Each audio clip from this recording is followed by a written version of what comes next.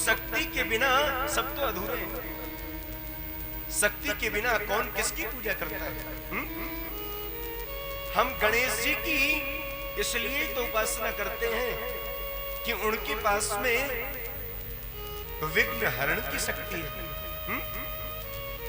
यदि उनके पास में विघ्न हरण की शक्ति न हो तो हम गणेश जी की उपासना क्यों करें?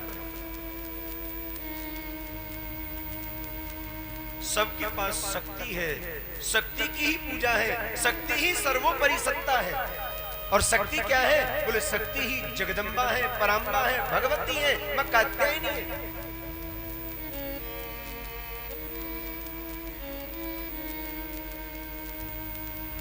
और वो हर किसी के साथ है। हम हैं तो वो भी है।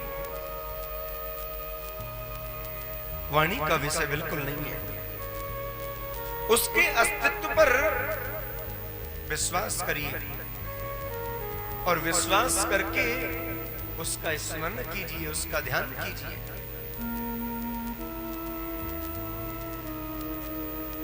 उसकी साधना कठिन नहीं है।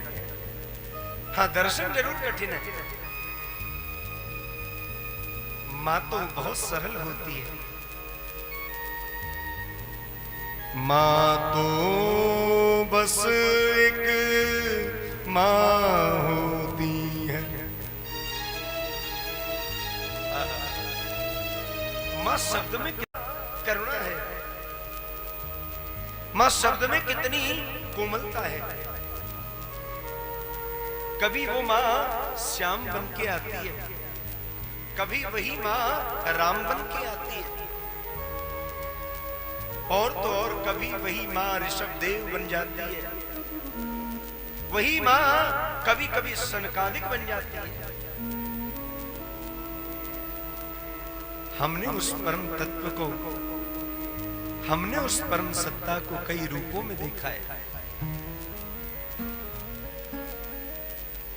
और परमहंस जी कहते हैं ये भी सत्य समझना, परमात्मा के पास में उसका निकटतम जो असली रूप है,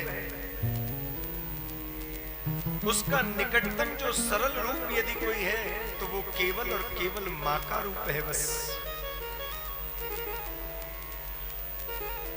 जिसने परब्रह्म को मां के रूप में देख लिया तो ये समझना उसने परम तत्व को बहुत पास से जान लिया है।